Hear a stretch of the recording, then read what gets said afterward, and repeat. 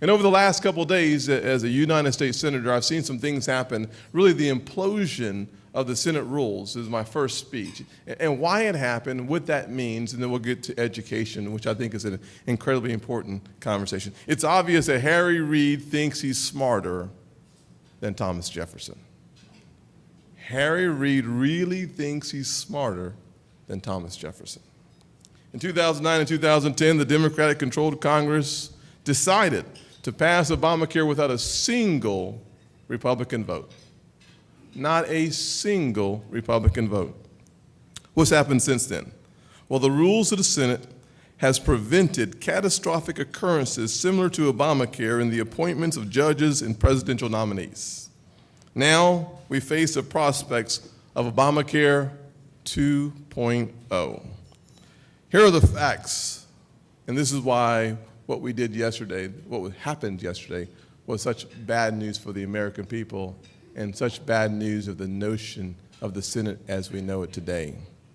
The facts are not a single Supreme Court justice has ever failed to be seated because of cloture. Obama's cabinet members have never been denied their seat because of a filibuster, not one time.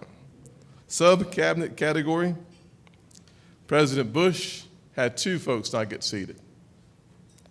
Clinton, 3 folks didn't get their seats. Obama, only 2. One most recently, Mel Watt. Circuit court judges.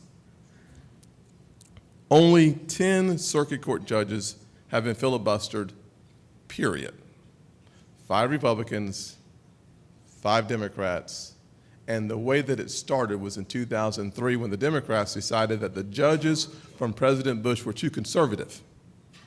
So they decided to filibuster 10 of President Bush's nominees, resulting in the Gang of 14's compromise that sat 14 on the bench.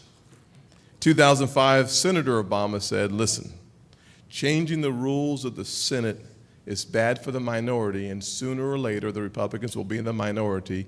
I do not support changing the rules of the Senate.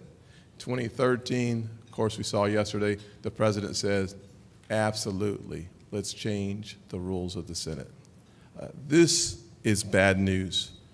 But why? Why now? And the answer is pretty clear, and this is why we call it Obamacare 2.0. It is simply this, that when you look at the D.C. court, the D.C. circuit, it is the venue for administrative implementation challenges. This is the court where the Obamacare challenges will arrive.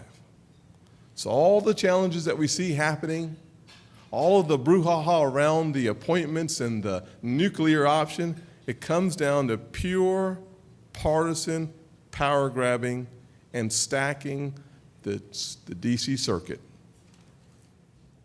for the challenges that we're going to face through this health care.